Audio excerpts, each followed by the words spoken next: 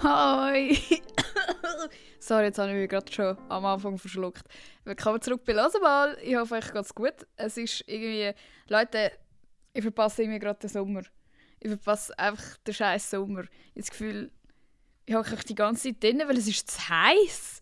Und vor allem kann ich nicht gross etwas machen, weil meine Mama ist nicht da. Und irgendwie so muss ich halt die ganze Zeit auf alle Tiere da schauen. Und ich kann nicht einfach alle mitnehmen. Und einmal habe ich sie jetzt diese Woche actually mitgenommen, Coco und Tilda. Und es war gar nicht so schlimm gewesen, wie ich es erwartet habe. Und sonst etwas. Ich habe mir jetzt vorgenommen, dass wir neue so wie Rubriken oder irgendwie so Formate oder keine Ahnung, wie man es nennt, einführen bei «Hör mal». Weil das sind alle anderen coolen Podcasts, die ich liebe.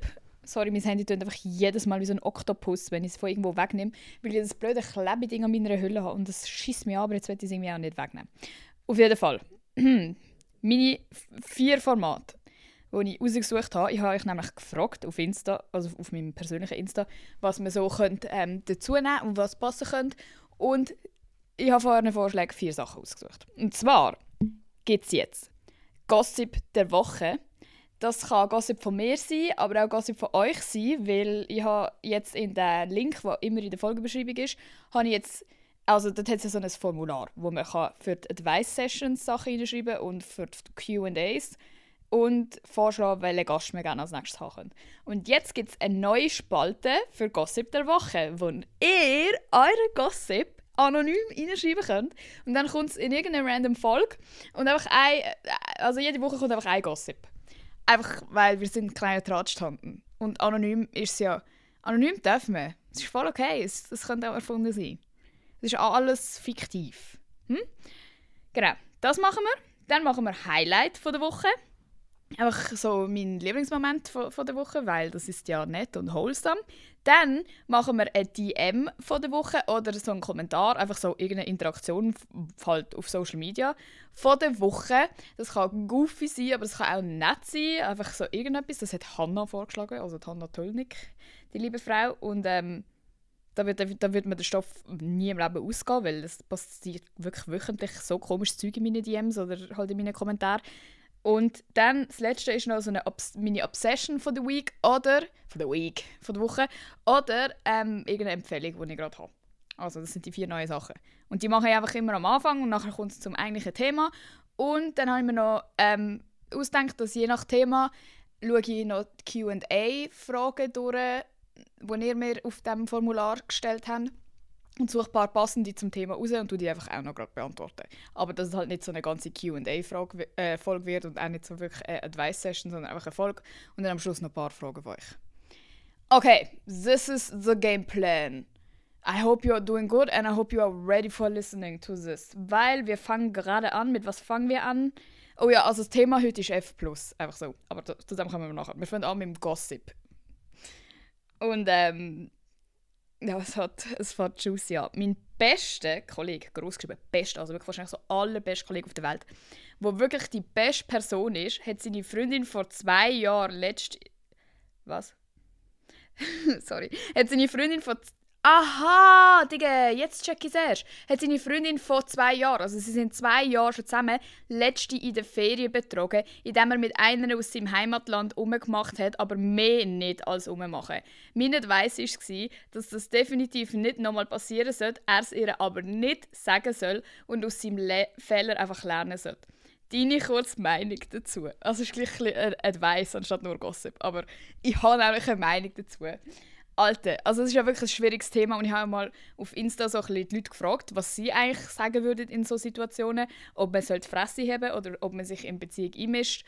Gerade zum Beispiel, eben, ihr kennt das safe auch, wenn irgendein Typ sich mega sass verhält und du weißt genau, der hat eine Freundin und du kennst dann seine Freundin auch, ist es dann so, ja, sage ich das jetzt seiner Freundin oder habe ich mein Maul?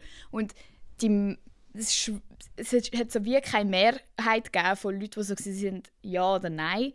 Und ich persönlich bin auch so, ja, es kommt halt mega auf die Situation drauf an. Wenn jetzt jemand so deine Story liked, Bro, dann juckt es halt niemand. Auch wenn der 5 Jahre mit jemandem zusammen ist, vielleicht ist für ihn halt einfach eine Story liken etwas anderes als für die. So, gewisse Leute sind einfach so, hä, ist ja nur ein Like. Und andere sind so, wow, das ist so flirten, wenn man eine Story liked, zum Beispiel. Aber wenn jemand so schreibt und so richtig so grusiges Zeug schreibt, dann wäre ich jetzt schon so, Bro, ich würde ihr das gerne erzählen, weil sie weiß das ja nicht. Und wenn sie es weiß, das ist mir auch schon passiert. Ich habe mal einer wirklich Screenshots geschickt. Und sie war so, hä, was tust du jetzt so und so, spinnst du, mischst dich mal nicht in mein Leben ein und so. Dann bin ich so, ja gut, fair, Alter. In dem Fall macht er das safe öfters und sie weiss das halt einfach schon und will es wie ignorieren oder es juckt sie halt nicht, dann fair. Aber dann hast du es wie gesagt und der anderen Person eine Chance gegeben, um selber zu entscheiden, so, will ich mit so einem Menschen zusammen sein oder nicht. Weil keine Ahnung, jeder, der schon mal so betrayed worden ist in einer Beziehung, weiss, wie das Gefühl ist, du checkst irgendwann, hey, jeder hat das gewusst außer ich und keine Sau hat es mir gesagt und ich bin einfach jetzt so die Dumme, die übrig bleibt und irgendwie denkt, das ist ein Netter. Und nachher kommt raus, er ist das grösste Arschloch. Weißt du, was ich meine? So, und darum bin ich eigentlich wirklich, also jetzt gerade eben so etwas wie rummachen und dann noch in den Ferien ist halt wirklich so, man hat ja also die meisten Leute sind ja so ein bisschen nervös, wenn es um allein in die Ferien geht und man muss so mega so Vertrauen vorbringen und so, ja, okay, gut, ja, ist gut, er darf in die Ferien. Und wenn es dann schief geht und der rummacht, dann, sorry, soll er auch die Eier haben. Wenn er die Eier hat, um rummachen, soll er auch die Eier haben, dass seiner Freundin, die er seit 2 Jahren, das ist nicht kurz, seit 2 Jahren zusammen ist, der das sagen.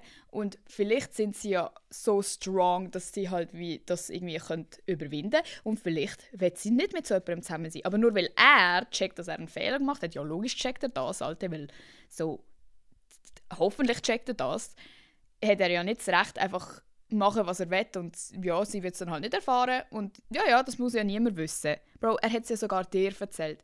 Wie scheiße muss das Gefühl sein für sie, wenn sie das jemals wüsste, dass seine beste Kollegin es erfahren durfte, aber sie ist nicht, vor ihr hat er nicht den Respekt, dass es ihr erzählen würde. Sorry. Und so deep kann ja, also sorry, meiner Meinung nach, die Beziehung auch nicht sein, dass er sie so fest liebt, dass er das jetzt retten muss, weil dann hätte er das gar nicht gemacht. Ausser natürlich, sie hätten irgendeine Abmachung, dass man mit anderen Leuten rummachen, aber es tönt ja wirklich hart nicht so. Also es ist einfach straight up, er hat sie betrogen. Und ihr wollt das jetzt verheimlichen. Und ich finde so, nein. Weil ich würde nicht mit so jemandem zusammen sein. Und wenn wir das alle verheimlichen würden, ich würde ausrasten am Schluss. Und ich meine, ich finde einfach, es ist von dir auch verständlich, weil es ist ja dein allerbester Kollege und du willst ja, dass für ihn alles gut läuft, aber so von einer, ich weiß auch gar nicht, ob das ein Typ ist, der das geschrieben hat. Gut, unter Typen ist es, glaube ich, noch mehr verbreitet, aber wenn du jetzt auch ein Mädchen bist, oder eine Frau, sorry, ich finde das voll komisch, dass ich immer Mädchen sage, weil ich bin ja selber kein Mädchen mehr eigentlich, aber irgendwie schon ein bisschen. Wenn du selber ein Mädchen bist und du tust das wie fördern gegenüber von einem anderen Mädchen, dann ist das halt mega nicht so Girls support Girls. Weißt du, was ich meine? So, er bleibt ja immer noch dein bester Kollege, wenn du ihm sagst, sorry, sag's ihr einfach. Du musst es ihr sagen. Er bleibt immer noch dein bester Kollege und er wird dir wahrscheinlich irgendwann danken und sagen, hey, das hat es mega gebraucht, weil die Beziehung ist irgendwie gleich nicht mehr das gewesen, was sie war. Und weißt du, was ich meine? So, ich finde es so scheiße, Alter.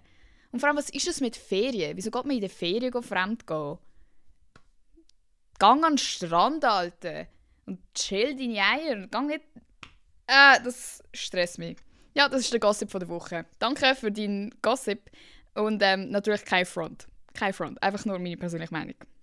Dann kommen wir zum Kommentar von der Woche oder DM von der Woche. Und ich habe nämlich die Woche oder letzte Woche, keine Ahnung, Alter, habe ich so ein Video gepostet, wo ich fett am Heulen bin, weil ich so überfordert war, dass ich jetzt allein irgendwo anlaufen muss. Und ich habe eigentlich damit gerechnet, dass mich jemand begleitet. Und es war ein Club gewesen. Und ich musste allein anstehen, um in diesen Club reinzukommen, mitten in Zürich, Alter. So, nein, sorry. Und ich habe mich so gefreut auf die Leute und darum konnte ich wie auch nicht heimgehen können. Also ich habe wirklich gesagt, sorry, ich gehe heim. Ich kann nicht alleine dort laufen. Also, ich hatte irgend so eine Blockade gehabt und ich habe meine Tage bekommen gerade nachher. Ich sage, das war so ein bisschen das gewesen. Aber Ich habe mich so gefreut auf die Leute und es war auch ein Geburtstag und darum wollte ich natürlich nicht heimgehen und dann ist es am Schluss zum Glück gleich gegangen. Aber auf jeden Fall habe ich das gepostet, wie ich so über das rede und so und bla bla bla. Und dort hat es so viel richtig nette Kommentare gegeben, aber auch so viel abgefuckten Scheiß, wo die Leute schreiben. Zum Beispiel eine war so, «Aber du bist doch hübsch, du musst nicht so Gedanken haben.» Und dann habe ich halt so ein Antworten-Video auf TikTok gepostet und alle so, «Du bist so eine abgehobene Bitch, Alter. Sie hat uns jetzt nur nett gemeint, sie hat nur ein Kompliment gemacht.» Und so. Ich so, «Alter, ihr checkt alle den Point nicht, aber ist in Ordnung, ich bin dann wieder die Böse.» Aber das ist nicht mein Kommentar oder DM. Meine DM zu diesem Thema ist, dass mir einer geschrieben hat, «Hey, ich habe vorher dein Video gesehen. Du brüllt hast, weil du musst unter Menschen gehen. .. Ich kann dich verstehen. .. Bin auch recht introvertiert gsi. .. Aber mit viel Kraft geht das. .. Wäre es möglich, dass ich dich eventuell mal auf einen Kaffee oder so einladen, falls du Lust hast?» Alter, what the fuck, Alter, let's unpack die Scheiße, die der rauslässt. Zuerst mal so, «Hey, ich habe dein Video gesehen, wo du brüllt hast. Ok, findest du es gut oder findest du es schlecht? So, mach mir wenigstens zuerst mal ein Kompliment.» Nein. Dann redet er über sich selber. «Ich bin auch mal introvertiert gsi.» So viel wie ich weiss, wird man nicht einfach plötzlich extrovertiert. Ich habe das Gefühl, man ist einfach oder man ist nicht. Aber okay. Mit viel Kraft geht das. «Ja, Baby Girl, kommst du auf einen Kaffee?» Mit einem Wildfremden. Ich habe gerade das Video gesehen, wo du anfängst zu heulen, weil du nicht unter fremde Leute gehen willst, weil es dir so scheiße geht damit. Aber natürlich frage ich dich gleich, weil ich finde die eben geil, machst du eine Ausnahme für mich? Ich bin ja auch ein Fremder, aber ich meine, ich würde dir einen Kaffee zahlen, so kommst du mit. Oh mein Gott, das hat mich so abgefuckt. Das ist so wirklich so typisch so 0815 NPC, Instagram, Reels Mann. Er war auch so, wahrscheinlich so 30 oder so gewesen. Und ich dachte, spinnt's? Und dann frage ich mich wieder so, was haben die jetzt das Gefühl? Also schauen die mich an und denken, realistisch gesehen, dass ich auf das eingehen würde? Sorry, was bin ich denn für ein Opfer, dass man das meinen könnte? Das stresst mich richtig. Also nein, nicht aktiv. Aber es ist einfach so, wenn ich das lese, bin ich so, sorry, spinnt's? Das war meine DM von der Woche. Alter. Gut, Obsession von der Woche, vegane Schnitzel.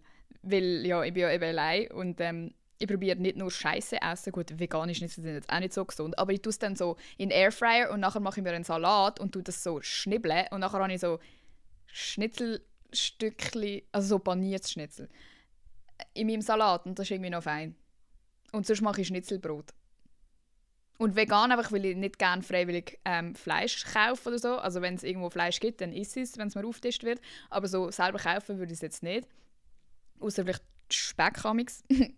Und dann tue ich aber so normalen Käse und alles dazu und dann fühle ich mich immer wie so ein Traitor, weil so, es ist ein veganes Schnitzel, dann tue ich so Käse drauf. Ja, das ist meine Obsession. Und mein Highlight von der Woche ist eben, dass ich mit der Coco und Tilda verreist bin. Ich bin zu meinem Freund heim mit ihnen und dort sind dann Friends von ihm und so. Wir haben zusammen grilliert und es war einfach mega cozy und alle waren mega nett und es ist irgendwie auch für mich wieder so, weil ja das gerade passiert war, mit, dass ich so nervös war, um unter die Leute zu gehen und einfach so mega so Anxiety hatte, ist es für mich wie so nochmal der Beweis gewesen, dass es nicht an den Leuten liegt, die ich kenne, sondern einfach an dem in der Öffentlichkeit sein und allein und so viele Leute schauen und so, dass es das ist. Weil dort habe ich mich null unwohl gefühlt, alle waren lieb, ich bin nicht gestresst gewesen, weil es einfach so in einem geschützten Rahmen ist und das habe ich einfach gebraucht. No joke, das habe ich gebraucht, um zu wissen, dass ich nicht vollkommen crazy bin, sondern dass es auch irgendwo Sinn macht mit halt dem ganzen Social-Media-Zeug und so. Ja. Erzähl mal, was eures Highlight von der Woche war. Wir fangen an mit dem kritischen Thema F+. Leute, das gibt mir so Herzrasen, wenn ich überhaupt darüber nachdenke, wenn ich jetzt F+ haben. Okay, sorry, falls irgendjemand nicht checkt, was ich meine, wahrscheinlich nicht, Alter, aber ich will ja alle checken, um was es geht.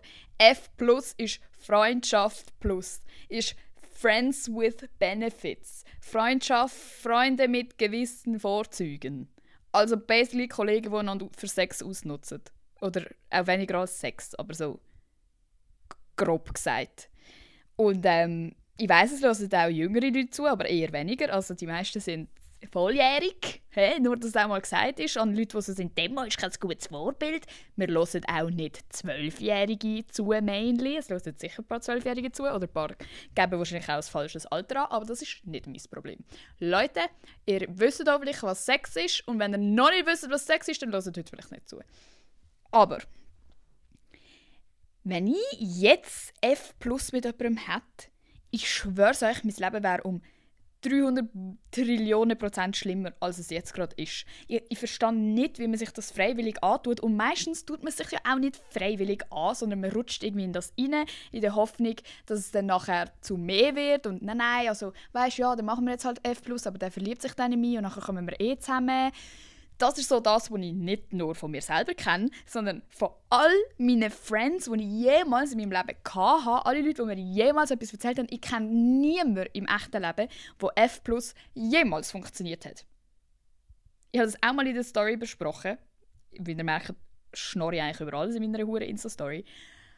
Und dort haben mir ein paar ältere Leute geschrieben, so, nein, es kann schon funktionieren. Und so, ja, logisch, sorry, wenn du 35 bist, beide voll im Leben stehen, eine Wohnung, ein Hund, einen richtigen Job, keine Ahnung, oder sogar ein Haus haben und so Familie und so. Du hast keine Zeit, um dann mega heartbroken zu sein wegen einem F+ Ding, glaube ich. Aber wenn du so 15, 16 bist, ist alles, was du machst, so mit Sozialem verbunden. Und du bist ja viel mehr fokussiert auf «Oh nein, mein Crush und mein Typ und meine Friends». Und das ist ja so ein grosser Teil des Lebens. Und meistens passiert das ja in diesem Alter, können wir, glaube ich, alle bestätigen, wo man so gerade in das Ding hineinkommt mit Beziehungen und Interesse haben an seinem Love Interest. Sorry Leute, ich rede halt wieder so voll heterosexuell, aber ich kann das immer applyen auf wer auch immer ihr steht und wie die Konstellation aussieht. Das Prinzip bleibt das Gleiche. Und ich glaube übrigens auch, sei wohl angemerkt, dass das ja in der Gay-Szene ja noch viel eigentlich präsenter ist, glaube ich. So, was ich von meinen Gay-Friends gehört, dass man halt einfach so, ja, nein, wir müssen uns nicht committen und nein, ja, und das, glaube ich, also, gell, ich weiss natürlich selber nicht, aber so das, was ich höre, ist auch, dass man sich dort wie noch weniger traut, was ja sorry, wenn man F+ hat, traut sich ja kein Sau, um so zu sagen, oh, ich habe Gefühl für dich oder so. Das ist ja voll tabu, weil man weiss, so, man hat abgemacht, dass das nie im Leben passiert. Aber das, was ich höre, ist auch, dass wenn man in einem Gay-Verhältnis ist, Leute, sorry, ich weiss nicht, wie man das politisch korrekt ausdrückt. Ich meine es nicht böse und ich will nur darüber reden. Dass es dort wie noch schwieriger ist, um so das ansprechen und so, und dass es, glaube ich, auch mega schwer ist, um jemanden zu finden, der so voll offen ist zum Committen und so.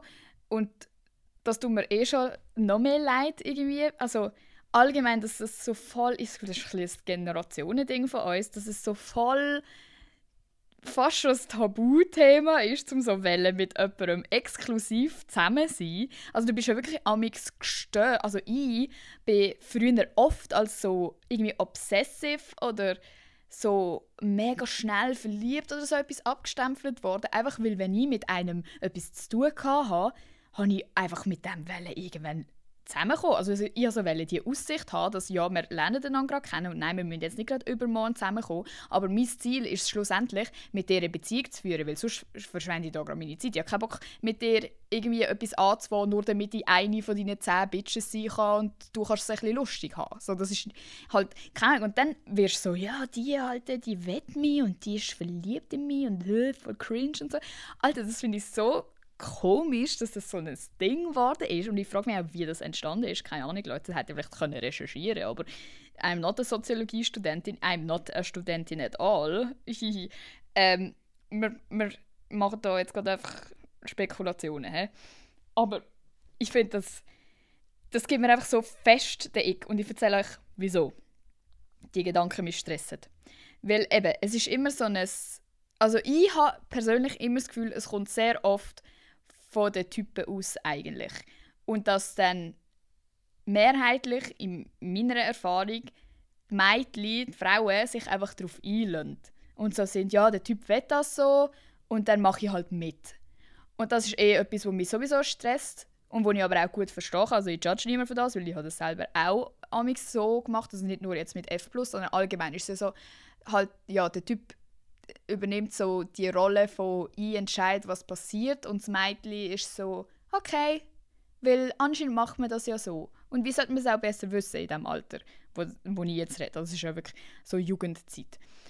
Und ein bisschen später ist es dann eigentlich so, glaube ich, die Leute, die immer noch so in so Sachen engagieren, wissen ganz genau, dass es schlecht ist und dass es ihnen nichts Gutes tut, aber machen es halt gleich. Und das ist der Unterschied. Da bin ich also, ja, Bro, okay, wenn du es halt ignorieren willst, dann mach. Aber im Jugendalter checkst du ja noch gar nicht, dass es vielleicht schlecht für dich ist oder dir auf jeden Fall nicht gut tut. Und machst es einfach so und checkst erst später, dass es mega schlimm für dich war. So. Und darum möchte ich darüber reden. Und was ich mir aufgeschrieben habe, ist, dass es irgendwie einfach nicht funktionieren kann. Also, Leute, ohne Scheiß, ihr erwartet eine Sprachaufnahme, wo ich die Erlaubnis bekomme, um in der nächsten Folge das abzuspielen. Wo mir irgendjemand, wo das schon mal funktioniert hat, erklärt, inwiefern das funktioniert hat. Mit Proof, dass die andere Person sich nicht verliebt hat. Weil mega oft ist es auch, man verliebt sich und man sagt es einfach nicht. Weil man will die Person nicht verlieren und man hat ja Angst, dass wenn man äußert, hey, irgendwie ist da gleich mehr und irgendwie bin ich gleich verliebt, dass dann die andere Person sagt, ja gut, also dann hören wir ganz auf, weil ich will nicht, dass du Feelings catchest und dann gehe ich halt zu der nächsten und nein, sorry, das war nicht Abmachung. Und nachher verlierst du die Person ja ganz. Und wenn du verliebt bist, logisch, Alter, machst du ja einfach alles, um die Person irgendwie bei dir zu behalten. Scheißegal, ob das jetzt heisst, dass du deine Gefühle verstecken musst oder irgendwie lügen musst. Nein, nein, ist alles gut. Oder Sachen machst, die du gar nicht machen willst. Und ich glaube, das ist eben ganz oft so ein bisschen, was passiert, dass man mega viel macht in diesem F-Plus-Verhältnis, wo man eigentlich nicht will, sei das irgendwie eben halt alles so gefühlslos machen oder es ist ja dann auch so, man trifft sich einfach nur, um so etwas zu haben und dann musst du sofort wieder weg. Und sorry, kannst du mir nicht sagen, dass auf jeden Fall die Mehrheit der Leute das angenehm findet, um so körperlich etwas zu machen und nachher wirst du weggeschickt. Ich habe das schon von so vielen Leuten gehört, dass sie das machen und dann sind sie traurig und man fühlt sich ausgenutzt und das hat sich irgendwie nicht gut angefühlt. Und nachher machst du es halt nächste Woche nochmal, weil lieber so als gar nicht, ist so ein bisschen der Vibe, den ich bekomme. Und das ist auch einfach, habe ich das Gefühl, oder so kommt es mir über, so ein Ding von die das vor allem vorschlagen, sei das jetzt eine Frau oder ein Typ, die Person, die so vorschlägt, hey, wir könnten doch F+ haben, die wissen ja eigentlich, also die checken auch ganz genau, was F+ beinhaltet. Was sind die Regeln, wie macht man das und die schlagen das aus einem Grund vor. Und meistens weiss die andere Person noch nicht ganz, was es beinhaltet oder vielleicht wie die Person sich das vorstellt und sagt einfach mal, ja, machen wir. Bro, und die andere Person ist dann so viel mehr in einer Machtposition, weil die hat es vorgeschlagen, die kann immer sagen, was sind die Regeln und die kann dir immer sagen, ja nein, wir haben nur F+. Egal was, du hast immer die Ausrede, nein, es ist nur F+. Nein, was machst du? Es ist nur F+. Wieso fickst du mich jetzt an, dass ich die ausnutze? Es ist nur F+. Hä, was? Ich darf nicht mit 10 anderen Leuten schlafen. Es ist nur F+, du musst mir gar nichts sagen. So das. Und nachher wirst du so gaslighted into thinking, dass du einfach alles falsch machst und dass du hast ja wirklich keinen Anspruch auf irgendetwas und stimmt ja, es ist ja nur F+. Und dann fangen sich die Leute an, einfach scheiße fühlen.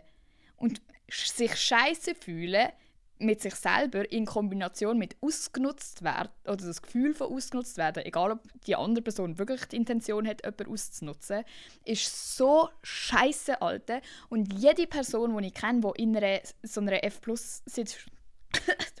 Situationship ist, fühlt sich 24/7 scheiße. Es geht denen nur scheiße, Alter. Und alles in deinem Kopf dreht sich auch so nur um die Person. Und ich glaube aber auch, dass das so ein Paradoxon ist von F+, dass weil man ganz genau von Anfang an weiss, ich darf mich nicht verlieben, ist die Wahrscheinlichkeit so viel grösser, dass man sich verliebt, weil wir alle wollen das, was wir nicht haben können.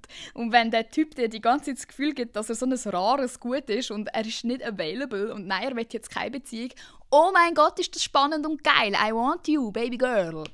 Weißt du, was ich meine? Und das ist einfach so eine scheiß Voraussetzung, anstatt dass man das vielleicht einfach so labeln würde als «Hey, wir lernen jetzt einander erstmal kennen, in den nächsten paar Monaten will ich safe noch keine feste Beziehung, aber das und das und das sind so meine Vorstellungen, wie es laufen könnte, die Regeln irgendwie klarstellen oder so Boundaries oder keine Ahnung, wie man es nennen will, halt einfach, wie es ablaufen wird. Und dann aber gleich, Bro, sorry, gibst einfach so eine Aussicht darauf, dass es irgendwann ernst werden könnte, auch wenn es nie im Leben ernst wird. Das ist ja der Inbegriff von einer Kennenlernphase eigentlich, dass beide wissen, ja, vielleicht kommen wir nicht zusammen, aber wir lernen einander jetzt einfach mal kennen. Macht es doch einfach so, anstatt so einen hohen Pakt abschließen mit «Wir haben jetzt F+» und nachher machen sie auch so ein riesen Ding daraus und «Ja, nein, wir haben F+, nein, wir haben F+.» Digga, es juckt niemand. Lernt einander einfach kennen. Ihr seid beide fucking verliebt am Schluss und alle, die sagen, sie sind nicht verliebt, lügen oder sind halt wirklich so emotional nicht verfügbar, dass sie sich halt legit nicht verlieben können. Das sind dann halt so die Fuckboys eigentlich basically oder Fuckgirls von mir aus.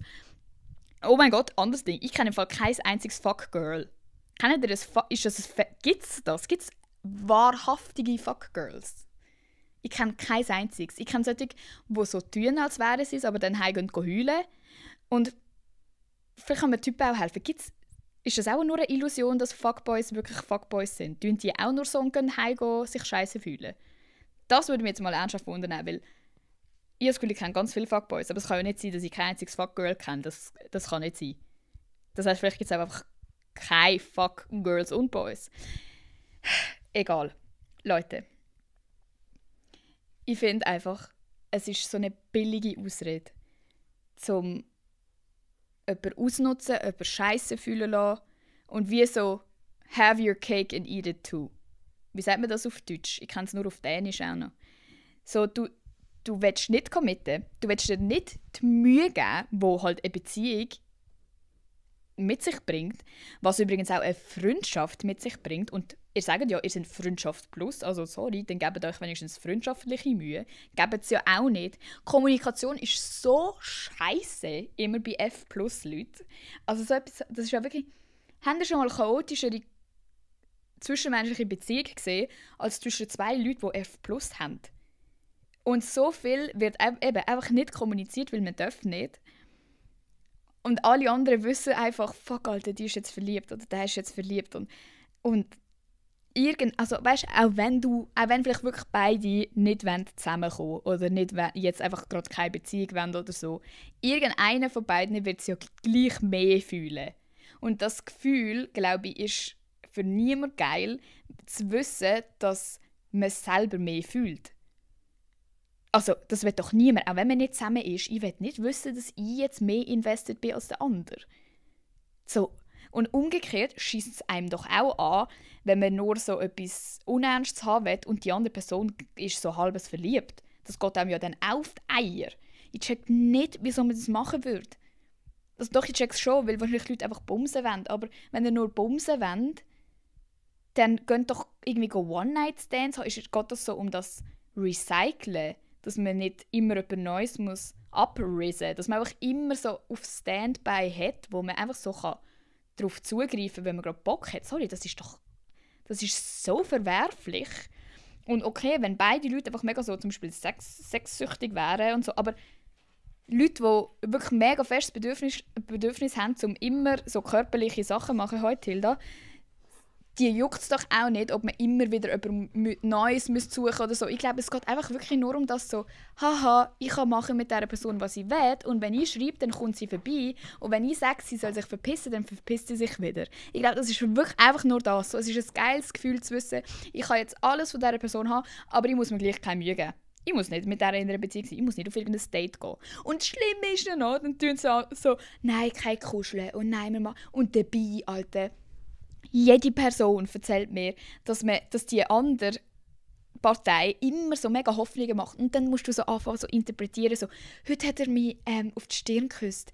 Ist er jetzt verliebt in mich? Oder heute haben wir gleich noch 5 Minuten gekuschelt. Meinst du, wir kommen jetzt zusammen? So, das muss so ein Stress sein, Alter. Und das ist mein Appell an euch alle. Lasst euch nicht auf so etwas ein, wenn ihr nicht 1000 Millionen % sicher sind, dass beide, also ich glaube, das gibt safe, dass beide Personen einfach wirklich so ja, sind. Aber ich habe das Gefühl, das ist vielleicht so 2% von der Weltbevölkerung. Weil wir sind soziale Wesen und wir wollen alle nur Liebe und Zuneigung und du kannst mir nicht sagen, dass F+ das irgendwie verkörpert. Null, Alter. Und vor allem, wenn ihr jung sind, würde ich wirklich einfach sagen, macht es gar nicht. Hört einfach auf, weil es sind, bei mir sind immer so, wenn ich so mit so Typen von der Schule auf Snapchat geschrieben habe, wow, das war Peak Romance gewesen, auf Snapchat miteinander schreiben, so später als am 9 Uhr zu Abend, dann war man eigentlich basically schon zusammen gewesen. Es sind immer so ältere Typen, die dann so sind, ja, was ist denn, wie stehst du so zu F+? Bro, what the fuck, wir haben noch nie überhaupt in Real Life miteinander geredet und die kommen so mit F+. Ich hoffe, das ist heute nicht mehr so cringe. Aber so, es sind immer ältere Typen, die bei mir auf jeden Fall, die zu jüngeren Mädchen gegangen sind, weil sie genau auch gewusst haben, sorry, wir wissen es nicht besser und sie können uns so einfach um den Finger wickeln, weil wir finden sie ja eh cool, weil sie älter sind und die nutzen vollkommen ihre Position aus und lasst euch einfach nicht auf das ein, Alter, I'm begging you. Es wird der Heartbreak von eurem Leben sein. Vor allem, wenn man das halt im Nachhinein realisiert, was eigentlich gelaufen ist. Eben so, dass die andere Person ist in einer Machtposition war, hat genau gecheckt, was sie gemacht hat von Anfang an wahrscheinlich gedacht, ja, das wird jetzt einfach mega easy, dann kann ich immer einfach das haben, was ich will und dann lasse ich sie nachher links liegen. Oder wenn du vielleicht merkst, dass das passiert ja auch oft, sie sagen so, ja, F+, weil ich will keine Beziehung und 2 Wochen später kommen sie mit irgendjemandem zusammen. So, wenn du das realisierst, so alle diese Sachen, das verletzt halt hure. Und nachher bist du die Person, die sich wieder so zusammenbauen muss und irgendwie wieder klarkommen muss aufs Leben, wegen so einem dummen Scheiß Heartbreak. Und ich behaupte wirklich, so eine F+ Heartbreak macht wahrscheinlich mehr kaputt so beim Selbstwertgefühl als so eine anständige Beziehungs-Heartbreak, auch wenn der wahrscheinlich mehr weh macht, weil man ja viel näher beieinander ist, wenn man zum Beispiel so 2 Jahre zusammen war. Aber da hat niemand dir das Gefühl gegeben, hoffentlich, dass du eine mega scheiß Person bist, dass du es nicht wert bist, zum Zusammenkommen überhaupt, dass du keine Aufmerksamkeit verdient hast, keine Liebe verdient hast, sondern nur für deinen Körper zu brauchen bist und für ein bisschen Aufmerksamkeit Spott zu haben, wenn niemand Besseres zum Schreiben herum ist. So ein bisschen. Bro, wenn man das mal realisiert, wenn man es vorher nicht gecheckt hat, das macht so weh, Alter. Und jetzt gerade kommt mir in den Sinn, ich frage mich, ob ich jemals so etwas hatte mit jemandem. Nein. Ich habe noch nie F+ gehabt, glaube ich. Wieso rede ich denn so passioniert darüber? Keine Ahnung, weil es mich einfach aufregt für alle anderen. Bei mir war es immer so, dass ich... Eben, bei mir war es auch so, dass es keine Kennenlernphase war und nachher so, oh nein, ich will glaube gleich keine Freundin. Und nachher 3 Wochen später haben sie eine andere Freundin gehabt. Aber das ist so meine Story of my life. Das ist mein Gossip von heute, Alter. Ich war immer die, wo sie so hure invested waren. Immer so, oh, wow, Emma. Aber das sagen sie, glaube ich, alle. Wow, Emma, du bist so toll. Ich habe noch nie so jemanden kennengelernt wie dich. Du bist so eine lustige und nette und schlaue und wow, mit dir könnte ich die ganze Nacht reden. Und wir haben Indeed auch immer die ganze Nacht geschrieben. Ich habe meinen scheiß Schlaf verloren für irgendwelche crusty-ass-Typen. Und dann ist es so, ja, hey, es liegt wirklich nicht an dir, aber ich bin einfach nicht parat, um mich zu committen. Und ja, das war immer ich gewesen. Und ich war wirklich immer das Girl vor der ernsten Beziehung gewesen. Jetzt nicht mehr.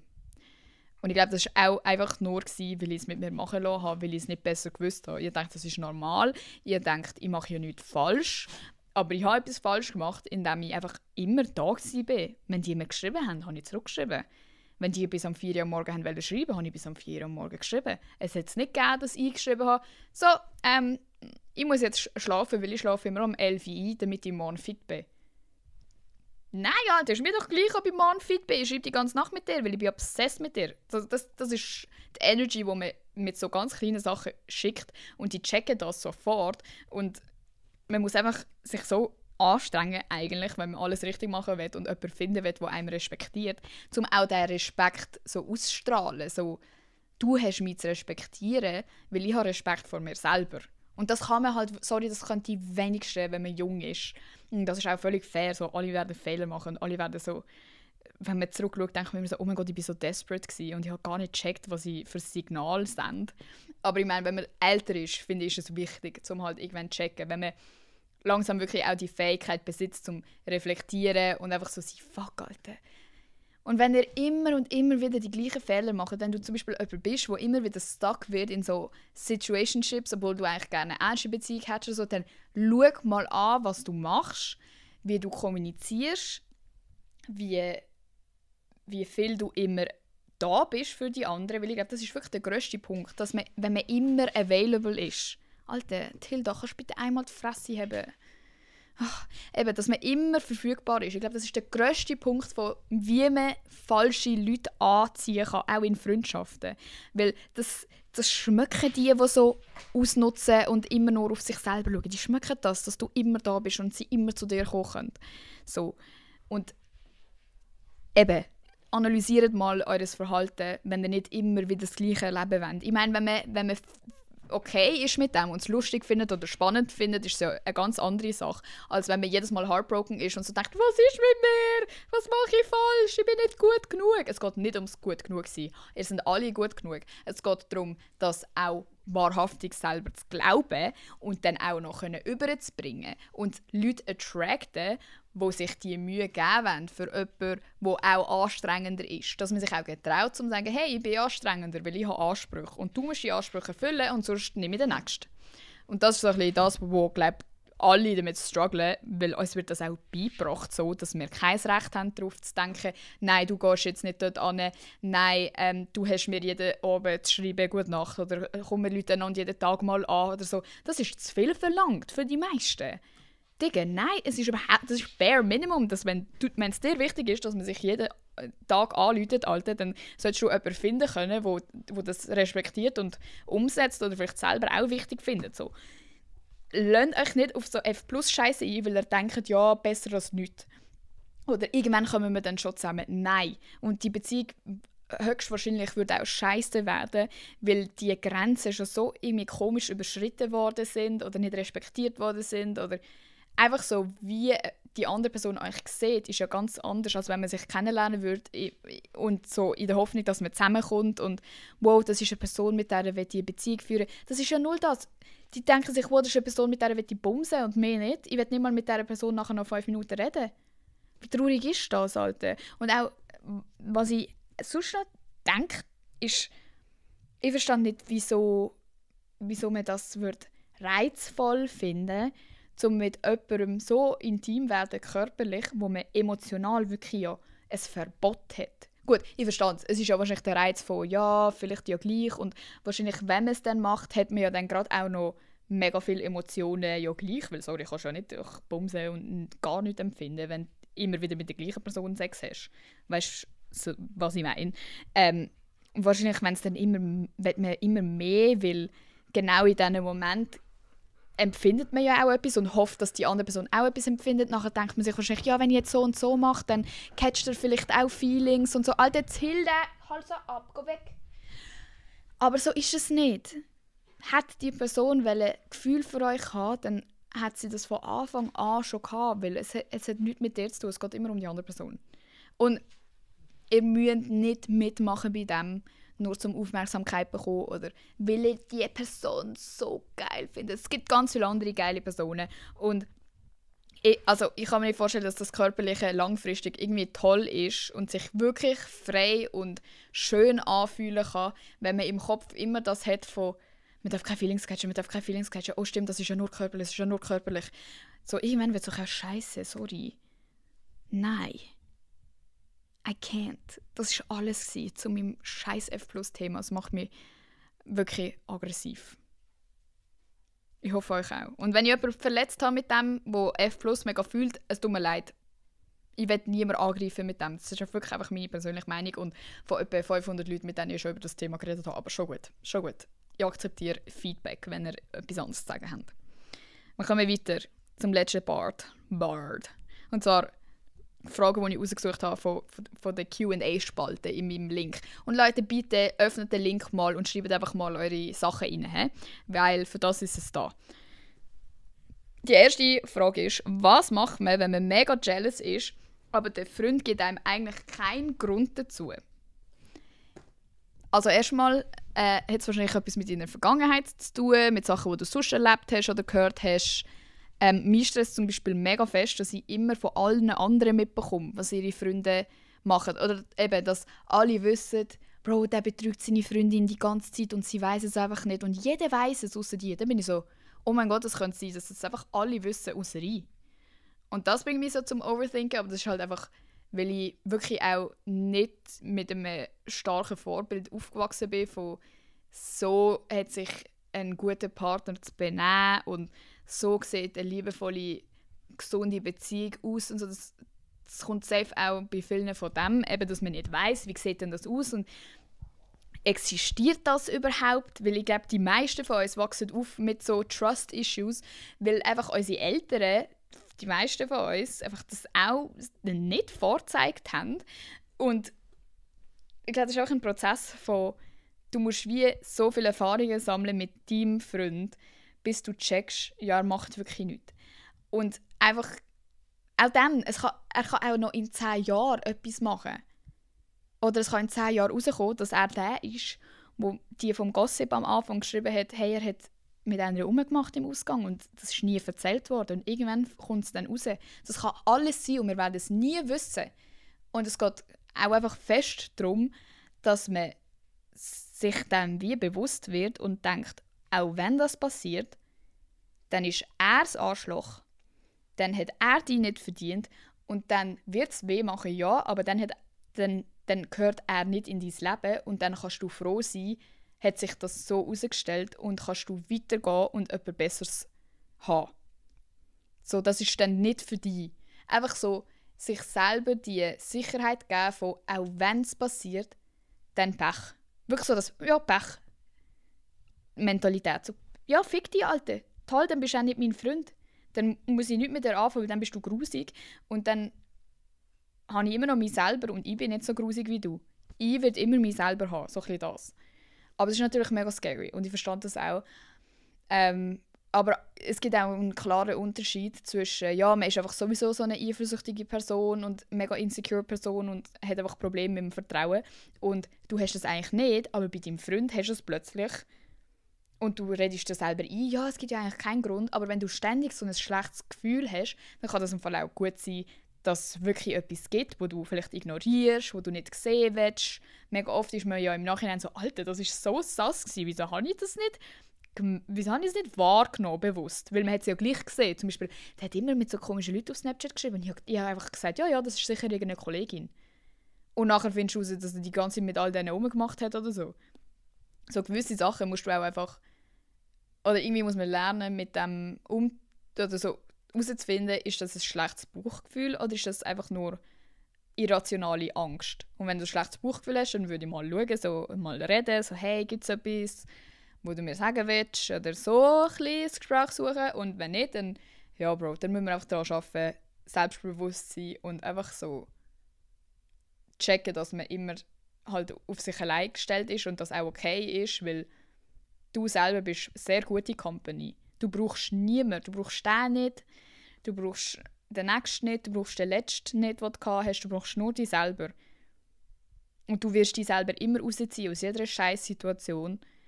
Auch wenn man natürlich keine Scheiß-Situationen haben will, aber es kommt immer irgendwann dazu, dass mal etwas Scheiße ist. Und du hast dich ja die letzten 10 Mal, wo etwas Scheiße gelaufen ist, immer gerettet und bist immer daraus rausgekommen und du wirst auch die nächsten 10 Mal daraus rauskommen. Auch wenn er dich betrügt, auch wenn irgendetwas passiert. Sein Pech, Alter. Fick ihn. Das ist das Einzige, was ich dazu sagen kann. Wie merkt man, ob man jemanden noch liebt oder ob man eine Beziehung einfach aufgeben sollte? Ach, ich glaube, es ist so ein bisschen, wenn man jetzt die ganze Zeit andere Leute anschauen und denken, wow, der ist viel besser, wow, der hat das und mein Freund hat das nicht und der ist so geil und meine nicht. Und wenn du so ein bisschen einfach so einen kleinen Hass auf eigentlich deinen Partner bekommst. Partner ist so ein Cringe-Wort für mich, sorry. So ein bisschen, der macht das und der macht das und der kann nichts und der regt auf und der ist... Das habt ihr sicher auch schon mal erlebt. Ich hatte das auch schon gehabt, wo ich so war, Bro, was ist mein Problem mit ihm? Und zum Teil hat er gar nichts gemacht. Der war einfach am Existieren und ich war so, was ist mit dem? Der regt mich so auf. Sorry, dann weisst du wahrscheinlich, dass einfach keine Liebe rum ist, sondern der dich einfach nur noch aufregt. Und es wird einen guten Grund haben, wo du vielleicht in dem Moment nicht siehst, wo du so bist, hey, aber er macht ja gar nichts und irgendwie, es stimmt sicher mit mir etwas nicht. Sorry, wenn dein Partner dich so abfuckt und du alle anderen besser findest und angenehmer findest und viel lieber die Qualitäten von jedem fremden Mensch haben willst, als von deinem eigenen Freund, dann ist es Zeit zum Aufgeben. Wenn du aber so ein bisschen das Gefühl hast, es ist ein bisschen langweilig und wir machen immer das Gleiche und wir haben gar nichts Neues zum Reden und es ist alles so monoton, dann ist es wahrscheinlich einfach, dass man halt sich an die Person gewöhnt hat und das ist auch etwas Schönes, weil das ist so ein bisschen wie Familie oder so. Du hast auch nicht immer etwas zu reden mit deinen Geschwistern oder deiner Mutter und gleich liebst du sie über alles und sie sind einfach da. Und das ist halt, was irgendwann in einer langen Beziehung auch passiert. Und dort gibt es natürlich auch Wege, wie man das wieder abspeisen kann. Da bin ich aber überhaupt kein Profi, Alter, weil ich bin nie so lange mit jemandem zusammen, bis ich so bin, wow, wir müssen jetzt auf Ibiza gehen und Zeug abspeisen. Ja, gerne langweilig, ehrlich gesagt. Nicht zum sagen, dass meine Beziehung langweilig ist, aber so, mich stört das irgendwie nicht so, aber ich verstand, dass es andere Leute stört. Und dann... Ja, es ist voll okay, wenn man sich an jemanden gewöhnt. Und dann würde ich auch sagen, liebst du die Person, weil du siehst die Person erst dann so richtig, für wer sie wirklich ist. Wenn du so voll verliebt bist, so Honeymoon-Phase, siehst du nicht alles an dieser Person. Und wenn du dann dich an die Person gewöhnt hast und du siehst alles Schlechte und alles Gute und du bist trotzdem, trotz allem, oder genau wegen allem mit dieser Person zusammen, dann würde ich sagen, ist es auch voll so ehrliche Liebe, wo man dann auch aufbauen kann auf dem und so die Connection erst dann so richtig wächst und so wholesome wird irgendwie. Ich finde es noch voll wholesome, wenn man sich einfach so gewöhnt und man hat so seine Routine und ja, wir sehen uns dann am Wochenende und wir machen das und man weiss so alles übereinander und so ist auch so eine Comfort-Person dann. Ja. Habe ich nochmal eine Frage? Oder ist das alles gewesen? I don't know.